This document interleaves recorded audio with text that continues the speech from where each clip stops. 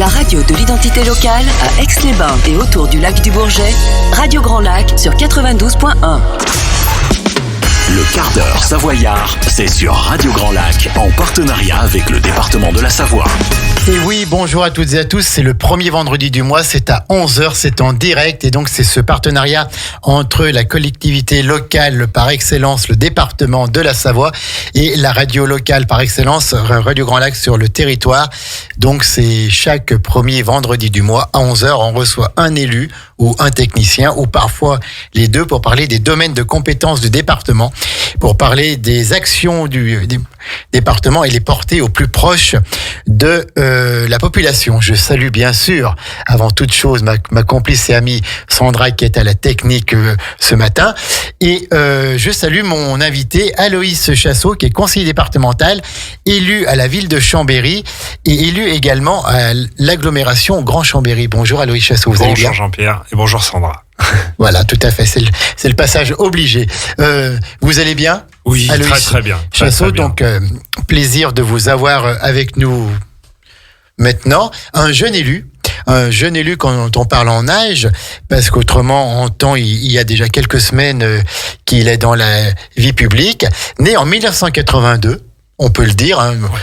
Ce serait une dame, je ne le dirais pas, mais pour un homme on peut, donc un des plus jeunes élus du conseil départemental, il habite à Chambéry. On va parler un petit peu de ses passions, on va parler un petit peu de son parcours.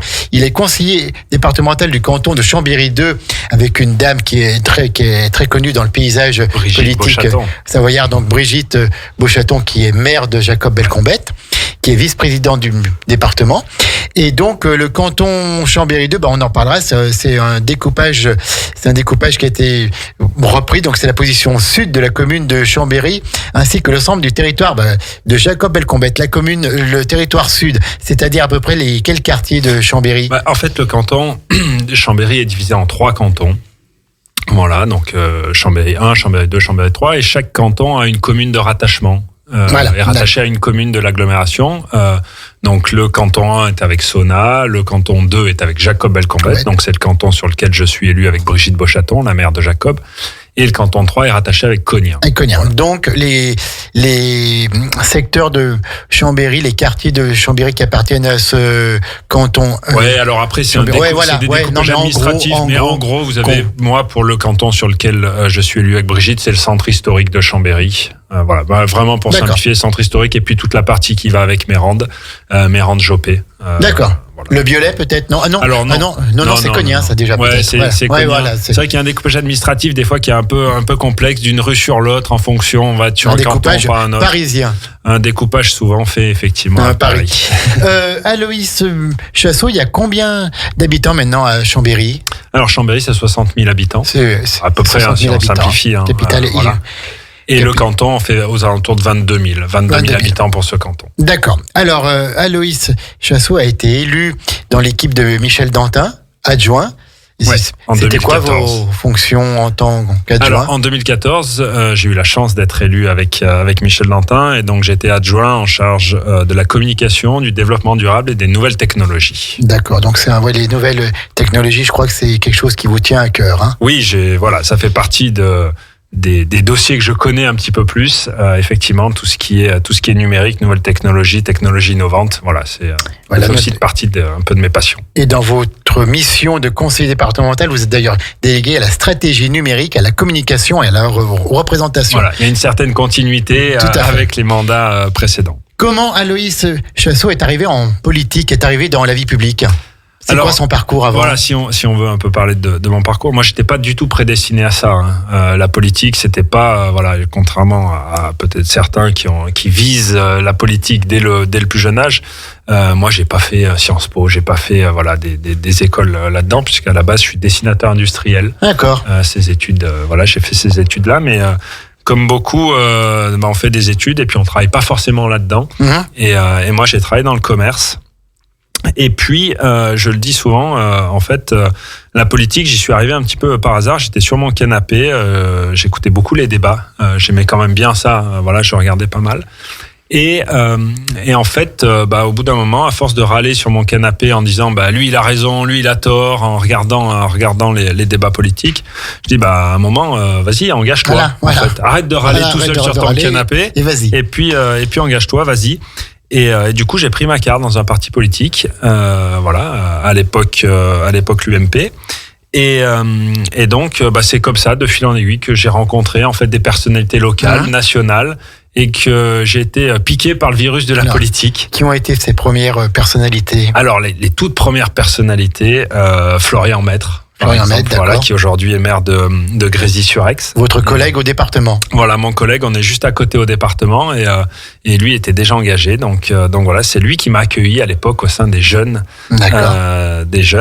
Et puis Alexandra Turnard, par exemple, aussi. C'est là où j'ai rencontré Michel Dantin, Xavier Dulin, Jean-Pierre Vial, Hervé Guémard, Dominique Dor, tous ces élus qui pour certains sont encore élus aujourd'hui, mais c'est eux qui m'ont donné envie de m'engager dans la politique locale. Exactement. D'accord. Donc ensuite un mandat avec Michel Dantin. Et ensuite les élections de 2014 qui se passent plutôt bien et on a la chance d'être élu à Chambéry et donc propulsé adjoint au maire en n'y connaissant pas grand-chose. Il faut être honnête. Il fallait apprendre donc. Et apprendre, mais avec un très bon professeur, avec deux très bons professeurs, Michel Dantin et Xavier Dulin.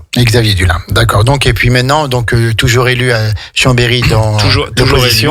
Malheureusement, ça s'est moins bien passé pour nous en 2020. Mais c'est la vie publique. Mais c'est la vie publique, c'est pas grave. Ça s'appelle un peu la démocratie, ça, exactement, je crois. Exactement. Et puis, élu encore maintenant à Grand Chambéry. Voilà, toujours élu à Grand Chambéry aussi. Et puis au département depuis 2021. Donc, Grand Chambéry, une communauté d'agglomération qui est importante. Oui, 38 communes, 130 000 habitants à peu près pour l'agglomération. Et de très belles compétences aussi. Il y a des très beaux dossiers à gérer au niveau de l'agglomération.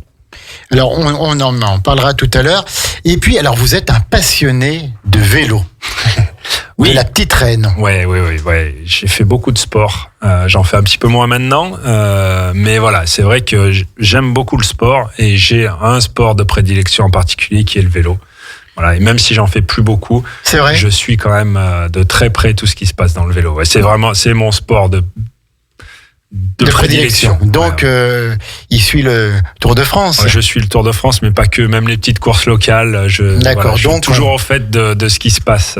Un jour, le Tour de France reviendra peut-être en étape à Chambéry. Je l'espère. On a peut-être annoncé un Tour de France féminin à Chambéry. Donc toujours un plaisir d'accueillir le vélo, mais pas que le Tour de France, même les courses locales. Il y a de très belles courses aussi en Savoie. Tout à fait.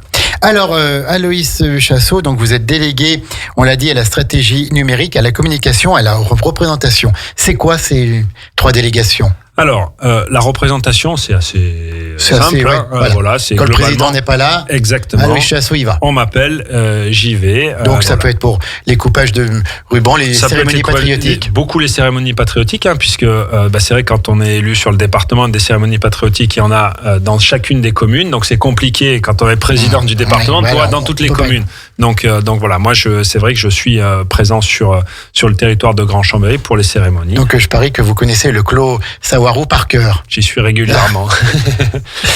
D'accord, donc la représentation, la communication. La communication, là aussi, c'est essentiellement le magazine, le site internet, tous les dossiers, tout ce qui permet au département de faire connaître ses compétences et les projets et ses actions. Et la stratégie numérique. Ouais. Alors là, c'est aussi intéressant, la stratégie numérique.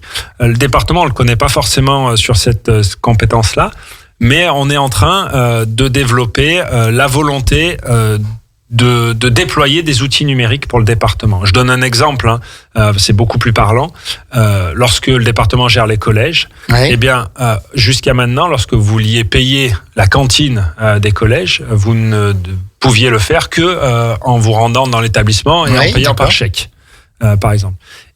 Dans la stratégie numérique, c'est de développer des outils justement numériques pour pouvoir coller au plus près du fonctionnement et faciliter la vie de chacun. Exactement. Et donc on pourra payer les collèges, la cantine de manière numérique. Alors quels sont les projets dans cette stratégie numérique du département? Alors, il y en a tout un tas. D'abord, on travaille dans un premier temps sur le déploiement de la fibre optique, puisqu'on peut parler de tout un tas d'outils numériques. Si vous n'avez pas la fibre optique et les réseaux, il n'y a rien qui fonctionne. Donc là, maintenant, on a développé de manière importante la fibre à travers un déploiement sur l'ensemble du département. Donc là, c'est des choses qui avancent plutôt bien.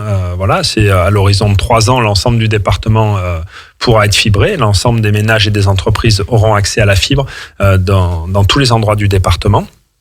Et une fois qu'on aura fait ça, et là maintenant on commence à regarder quels outils on peut mettre en place sur les questions numériques. Donc ça peut être travailler sur des capteurs, par exemple par avalanche.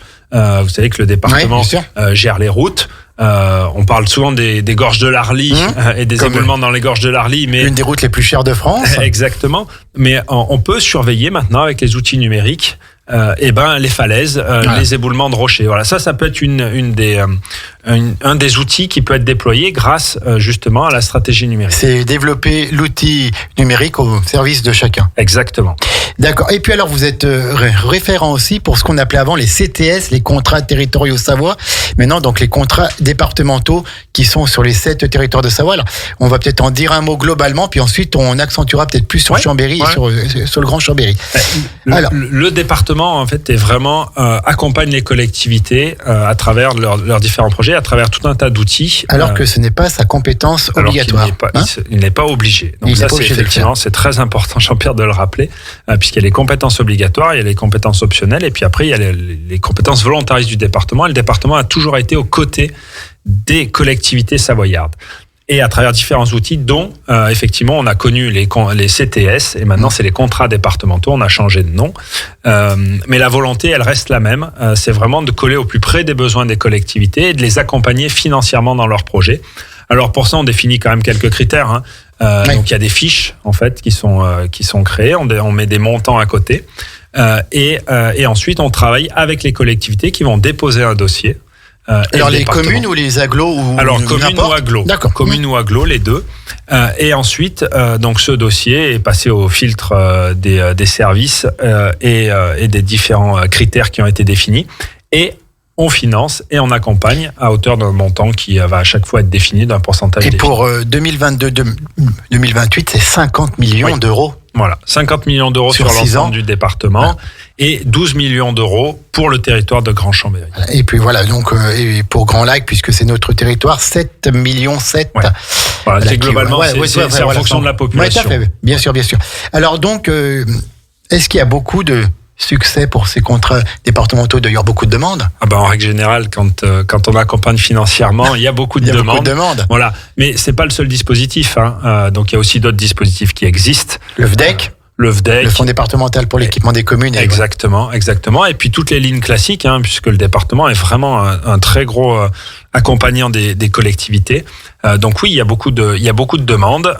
Et puis on essaye effectivement de favoriser et d'accompagner au maximum les communes. Donc c'est pour ça qu'il y a des critères qui sont définis. C'est quoi ces critères en gros? C'est peut-être axé un peu sur le développement durable aussi. Alors en fait, il y a des fiches actions. On ne finance pas tout. Non, on ne finance pas tout. Alors déjà, les contrats départementaux financent les actions qui ne sont pas financées par les autres lignes classiques. D'accord. Voilà. On va pas aller sur le tourisme, par exemple. On va pas forcément. Parce qu'il y a une autre ligne pour le tourisme. Exactement, parce qu'il y a des lignes spécifiques ou des appels à projets spécifiques du département sur ces lignes-là. Donc là, c'est un petit peu la mallette où on peut mettre plein de choses, les contrats départementaux. C'est vraiment à la main. Et donc on peut financer tout un tas de projets.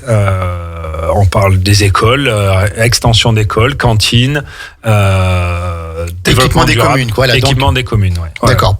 Avec à chaque fois une volonté sur les contrats départementaux. Le VDEC, on parlait tout à l'heure du VDEC. Donc le fonds départemental pour l'équipement des communes. Et c'est vraiment pour les communes. Les contrats départementaux, il faut que le projet ait une vocation supracommunale. Voilà, territorial un peu. Exactement, ça ne peut pas être que pour une commune, à l'exception des extensions d'écoles, puisque ça c'est une particularité. C'est la compétence des communes. Sachant que chaque contrat départemental, chaque territoire va définir un peu ses critères aussi. Il y a sur Grand Lac, on ne va pas forcément avoir les mêmes critères que Grand Chambéry. Mais chaque projet, par contre, doit avoir une vocation supracommunale et rayonner au-delà simplement de la commune, mais rayonner sur l'ensemble de l'agglomération. D'accord. Et quelques exemples peut-être de projets qui ont été financés sur Chambéry ou sur Grand Lac? Sur Chambéry, par exemple, le stade municipal. Voilà, on sait que le stade municipal, même si c'est le stade municipal de Chambéry, il a quand même une vocation à rayonner bien au-delà de la ville de Chambéry. Et donc, par exemple, le département accompagne le stade à hauteur de 4 millions d'euros. Un des équipements dans les Bauges, équipements touristiques dans les Bauges, par exemple, les îles du Chéran, c'est aussi accompagné. On avait dit qu'il n'y avait pas le tourisme dedans. Il y a quand même quelques particularités. Voilà, il y a quelques spécificités. Il faut quand même qu'il y ait des exceptions qui confirment la règle. Et puis, oui, tout à fait. Et puis, il y a la piscine aussi. La piscine. À Chambéry. Oui, tout à fait. La piscine, ça, c'était sous les contrats précédents que la piscine a pu être accompagnée. On peut avoir par exemple, pour Chambéry, pour la commune de Chambéry, on accompagne la végétalisation des cours d'école. Voilà. Pour le territoire, pour Grand Chambéry ou pour d'autres communes, à la Ravoire, on a financé l'extension du stade de la Ravoire. Voilà. Et puis, il y a eu la construction d'une académie de handball. Oui, tout à fait. À Chambéry. Voilà, le club de Chambéry, le club de hand de Chambéry, qui effectivement, pour ses besoins de développement, a créé une académie, un nouveau gymnase, une académie de hand. Et le département est venu l'accompagner. Au niveau des routes, il y a eu les aménagements du secteur centre-nord et la requalification de la RD 1006. Oui. Qu'est-ce que vous pouvez nous dire là-dessus, Aloïs Chassot? Alors, le centre-nord, il y a eu un gros développement, des modifications de circulation au centre-nord. Et donc, le département, même si c'est à l'intérieur d'une agglomération, quand c'est des routes importantes, le département accompagne. Et donc là, le département a aidé. Alors, c'est encore en cours, le projet, il n'est pas totalement terminé.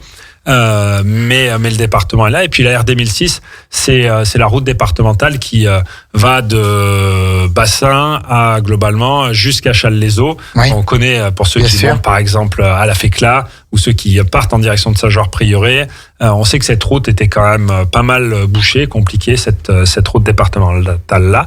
Et il y a un projet d'amélioration qui est en cours, les travaux sont en cours et le département accompagne financièrement. D'accord. Et puis alors, dans le domaine de la culture, je vois aussi la restructuration de l'espace Malraux et la rénovation du musée savoisien. Je voulais en dire un mot après. Qu'est-ce qu'on peut dire sur ces deux projets de culture?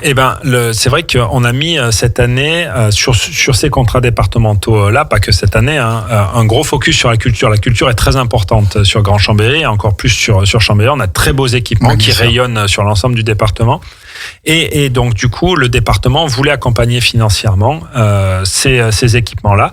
Donc, c'est pour ça qu'on accompagne Malraux dans son développement. C'est pour ça qu'on accompagne le théâtre, également le théâtre Charles Dulin. On va accompagner pour Chambéry le Scarabée, par exemple.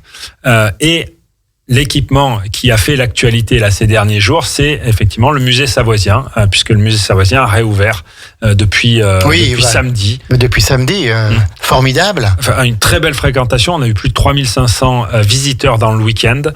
Donc vraiment, à des moments, il y avait la queue à l'extérieur. Ouais. On a même discuté avec la directrice et le directeur adjoint du musée. Ils ont dû à des moments retenir parce qu'ils pouvaient pas. Il y avait trop de monde à l'intérieur, les gens commençaient à se gêner. Donc c'est une très belle fréquentation, c'est un très beau musée qui c'est gratuit. Et c'est totalement offert gratuit par le département, ça. Voilà, effectivement, la volonté du président Hervé Guémard a été de rendre gratuit le musée pour que les gens se posent pas la question et puissent revenir quand ils ont envie au musée sans se dire mais je vais repayer encore parce que vraiment on a un développement des collections, on a vraiment un très très beau musée. Oui, tout à fait. Et on peut y retourner plusieurs fois sans aucun problème. D'accord, donc ça fait partie aussi des financements qui sont aidés par qui sont du département. Là, le musée savoisien appartient au département. Donc là, c'est un financement. Là, on est sur des montants qui sont très importants. Le musée savoisien, c'est 22 millions d'euros d'investissement. C'est 8 ans de fermeture, 4 ans de travaux. Voilà, une réflexion qui date de 2008 sur le musée savoisien. Donc là, on n'est pas sur les mêmes montants, mais parce qu'on est sur un équipement départemental. Et puis donc au niveau de ces contrats départementaux, dans le domaine de l'enseignement supérieur, vous avez amélioré le campus de Jacob Belcombette, donc la fac de Jacob, qui est âgé quand même de 50 ans et qui méritait un petit peu de nouveau, quoi. Oui, effectivement, l'université va lancer un plan de rénovation énergétique très important. C'est des sommes qui se comptent en plusieurs millions d'euros. Aujourd'hui, les travaux n'ont pas encore commencé. C'est en phase de réflexion quand même bien poussée. Donc c'est pour ça que les montants seront à définir. Mais en tout cas, le département sera aux côtés de l'université pour pouvoir la rénover, la maintenir sur le territoire. Et puis pour finir un peu cet inventaire à la Prévert, dans le domaine de la solidarité, parce que je sais que c'est un domaine qui vous tient à cœur, la solidarité, la rénovation du bâtiment de la plateforme alimentaire solidaire et savoyarde, avec notamment les Restos du Cœur et la Banque alimentaire de Savoie. Qu'est-ce qui s'est passé là ? Alors, quels sont les travaux que vous avez faits ? Le département, une de ses compétences de cœur, si je peux utiliser ce terme-là, c'est le social. C'est l'accompagnement des personnes âgées, personnes handicapées.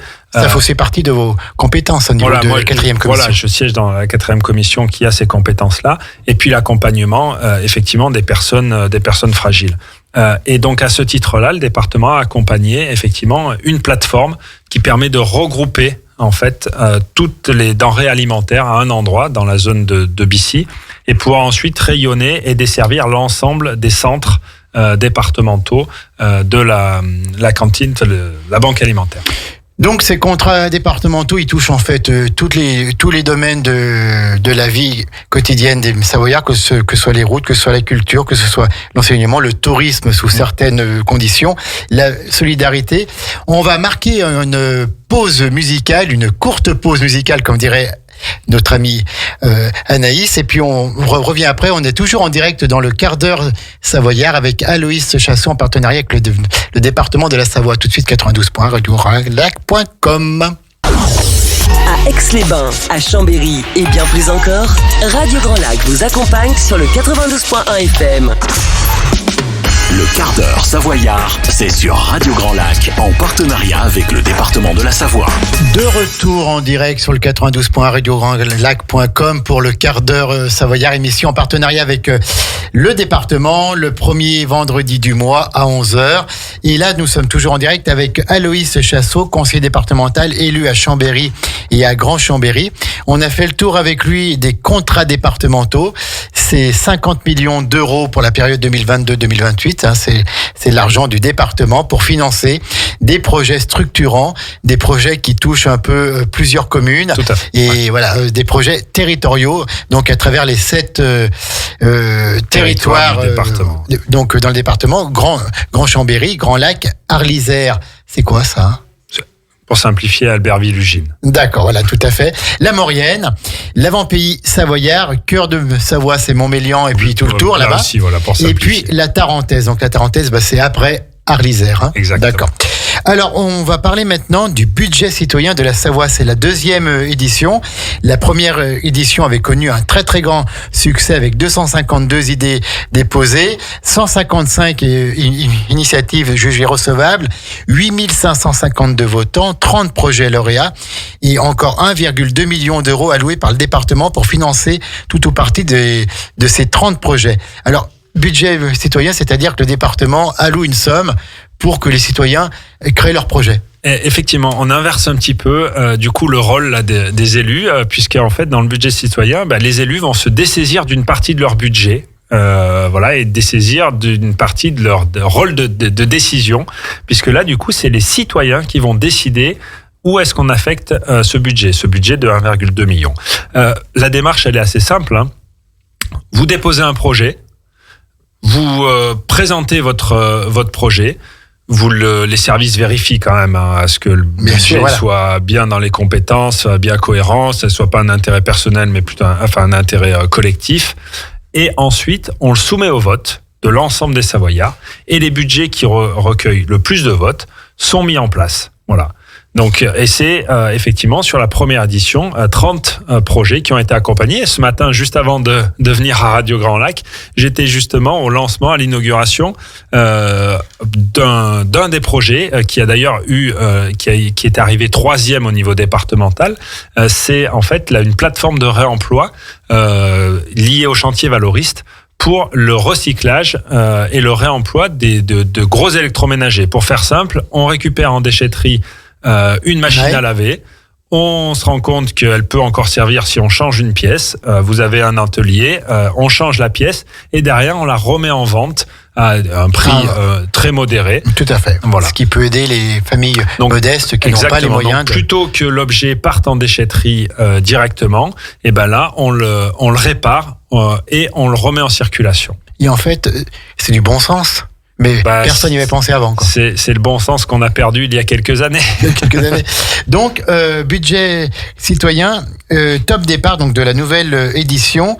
Qu'est-ce que vous pouvez nous dire? Qui est-ce qui peut participer? Quel est le calendrier pour ce nouveau budget citoyen? Donc là, c'est la 2e édition du budget citoyen. Alors, tout le monde peut participer. C'est ouvert à tous à partir de 10 ans. Voilà. Et même un particulier peut. Même ce n'est pas forcément une association, une personne morale. Hein. Même un particulier peut proposer.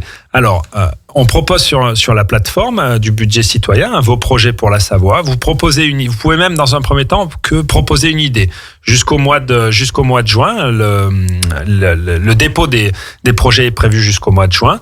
Et puis ensuite, de juin à septembre, là, du coup, les services du département vont travailler à analyser l'ensemble des projets, à revenir, par exemple, si un citoyen seul a proposé un projet, à essayer de retrouver quand même une association ou une collectivité qui puisse porter le projet.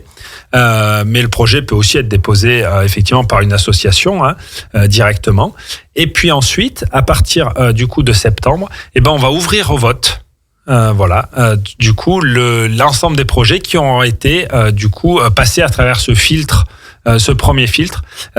C'est comme ça qu'il y en a 155 qui étaient arrivés pour la première édition du budget. Alors un vote, donc tout le monde peut voter, tous les Savoyards et même. Tout le monde peut voter. Alors on va voter là. La particularité, c'est qu'on peut voter jusqu'à 5 projets. Pour pas que ça soit en fait le porteur de projet ou en tout cas les gens qui sont autour et tout le monde vote pour lui. Voilà, et puis parce que souvent on a envie de voter pour plusieurs choses. On va dire mince, comment je choisis alors je vais voter pour celui qui est sur mon territoire ou celui que je connais. Là du coup on pourra voter entre 3 et 5 projets. Et c'est donc les 3 projets départementaux, les 3 premiers qui arriveront au niveau départemental, qui verront une dotation jusqu'à 50 000 euros. Donc c'est pas rien dans le cadre de. Alors est-ce que c'est un pourcentage du coût total qui est donné Non, c'est un montant qui est plafonné à 50 000 euros. D'accord. Voilà. Si on utilise moins, mais en tout cas on va jusqu'à 50 000 euros. Et donc les 3 premiers départementaux, et puis ensuite un projet par canton. Et puis après, vous avez aussi les projets jeunes, puisque des jeunes, j'ai dit à partir de 10 ans, on peut déposer un projet. Donc ça peut être dans le cadre de son école, son collège peut aussi déposer un projet. Alors, quels sont les critères de recevabilité du projet?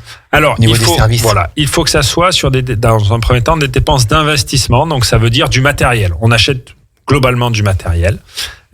Et ensuite, il faut que ça soit quand même d'intérêt général. Ça peut pas être d'un intérêt personnel. Je veux créer quelque chose où j'ai envie de changer ma piscine. Ma chaudière, non, la piscine n'a pas d'intérêt général, d'intérêt personnel. Bien sûr. Et puis c'est l'argent public quand même. On est garant d'argent public. Et puis ensuite, du coup, il faut que ça reste quand même dans les compétences du département. Voilà, mais elles sont très larges, les compétences du département, donc on peut brosser plein de choses. Surtout quand on a une politique volontariste, comme en Savoie. Et alors, il faut voter par Internet sur un site, donc vos projets pour la Savoie.fr. Tout à fait. Donc, on dépose en ce moment les idées. Là, les dépôts des candidatures, c'est jusqu'au mois de juin. Jusqu'au 1er juin, vous pouvez déposer vos candidatures. Et donc, les votes auront lieu du 8 septembre au 8 octobre. Exactement. Alors, si je n'ai pas Internet, je fais comment pour voter? Vous essayez de trouver quelqu'un qui a Internet. D'accord, merci. Bonne réponse. Non, mais voilà, on peut se rendre dans des services comme les maisons France Service, par exemple, ou aller dans les collectivités, ou même venir au département. D'accord, ok. Et donc, ça va marcher, ça, encore une fois, là? Il y a une super édition, la super première édition. Vraiment, on a été dépassé par le nombre de votes.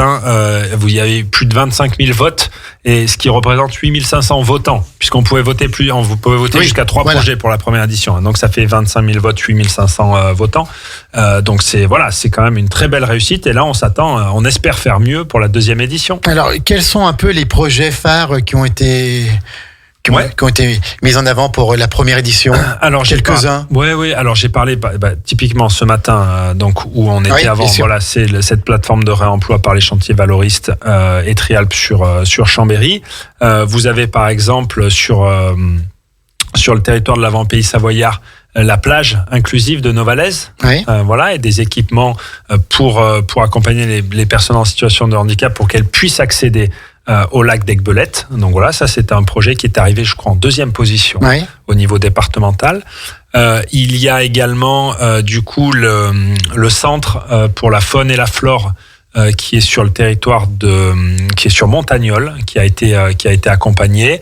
Il y a par exemple des jardins, des plantations d'arbres sur Châles-les-Eaux, si je dis pas de bêtises. Et puis dans le canton Aix-1, il y avait ce minibus là. Oui, l'achat d'un minibus. C'est un projet jeune, projet jeune effectivement. Porté par minibus. la Sège. Exactement. Justement. Voilà, il y a un café librairie aussi sur les Bauges. D'accord. Un café associatif. Voilà, lanterne qui rugit, c'est ça ? Exactement, c'est ça. D'accord. Donc, qui a été accompagné. Donc, vous voyez, on brosse en fait tout un tas des jeunes, situations de handicap, réemploi, économie circulaire, culture, environnement. Donc, projet de ruche aussi. Il y a eu un projet de ruche. Là, on a inauguré avec le rucher des Allobroges un projet de ruche. Voilà, un développement de rucher. Donc, Aloïs Chassot, vous êtes élu départemental depuis 2020. Tout à fait, voilà. Comment est-ce que vous vivez ce mandat dans un secteur urbain avec Jacob Elcombet, avec des quartiers de Chambéry ? Est-ce que dans un secteur urbain, on est quand même proche de la population et on connaît son conseiller départemental ? Alors, il y a effectivement 2 différences. Il faut être honnête entre les cantons ruraux et les cantons urbains. On connaît mieux son conseiller départemental dans les cantons ruraux. On appelle son conseiller général avant. Exactement, sous son conseiller général. Parce qu'il y a une situation différente, une proximité qui peut être un besoin en fait différent, puisque dans les cantons ruraux, on a des problématiques de route notamment, qui sont plus prégnantes que dans un canton urbain comme celui de Chambéry. Et comment est-ce que vous vivez cette fonction d'élu départemental ? Qu'est-ce qui vous plaît le mieux ? Écoutez, moi, c'est rendre concret les situations des gens. On parlait de la 4e commission, personnes âgées, personnes handicapées. Là, on est vraiment dans le concret. On accompagne les gens, on les aide au travers des différentes compétences. La MDPH, par exemple, qui dépend du département. La maison départementale des personnes handicapées. Voilà. Et là, on accompagne les gens en situation de handicap à travers des prestations, du matériel ou même l'allocation pour personnes handicapés. Donc là, c'est vraiment, moi, c'est ce qui me plaît, c'est vraiment le concret et comment est-ce qu'on accompagne les gens. Et donc le département, pour ça, est vraiment aux côtés des Savoyards. Et puis le financement aussi de la dépendance avec les personnes âgées, l'ADPA et tout l'APA, tout un tas d'acronymes qu'on aime en France, mais qui effectivement permettent d'accompagner les gens de la naissance jusqu'au grand âge. D'accord. Oui, parce que il y a aussi la petite enfance qui dépend des départements. 41 ans, élu depuis déjà quelques temps, toujours la même passion, toujours cette envie de continuer, malgré un échec électoral, avec toute une liste. Oui, mais ça c'est la vie démocratique, ça a pas d'importance. Les Chambériens ont choisi effectivement une autre liste. Et toujours envie de continuer. Toujours envie de continuer. Un jour, quelqu'un m'a dit la politique, soit on a le virus et on fait ça. En tout cas, toute une partie de sa vie, soit on arrête très rapidement. Moi, il se trouve que je fais ça depuis 2014 et que j'ai été piqué par le virus. Donc voilà, tant que j'aurai cette passion du service et d'accompagner les gens, je continuerai. Donc encore Aloïs Chassot élu pendant quelques années alors. Ça dépend pas que de moi. Quand Aloïs Chassot n'est pas au département, n'est pas à la mairie de Chambéry ou à l'Agglo, il carbure à quoi ? C'est quoi ? C'est donc le vélo, d'accord, mais on a compris qu'il avait le temps d'en faire un petit peu moins. Du sport beaucoup, et puis il se trouve que j'ai un enfant maintenant depuis 2 ans, donc voilà. La famille, et je passe beaucoup de temps avec lui et je prends un très grand plaisir de passer beaucoup de temps avec lui. Et voilà, ce sera le mot de la fin pour ce quart d'heure savoyard du mois de mai avec Aloïs Chassot, conseiller départemental délégué à la stratégie numérique, à la communication, à la représentation, élu du canton de Chambéry 2 avec Brigitte Beauchaton. Merci beaucoup. Merci d'être venu en direct dans nos studios de Radio Grand Lac, à Aix-les-Bains, mais également à Chambéry.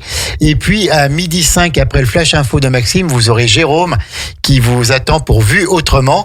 Et aujourd'hui, d'avoir un certain Gérard Lambert, qui est le président des Vins de Seyssel, qui sera là avec nous tout à l'heure dans une petite demi-heure. Restez bien fidèles au 92.1 radiograndlac.com. C'est le grand bain de la vie locale et c'est chaque jour avec vous et pour vous. Puis encore un grand merci à ma complice Sandra qui était à la technique aujourd'hui. Merci à Loïs Chassot et merci bonne journée à Radio vous. Grand Lac.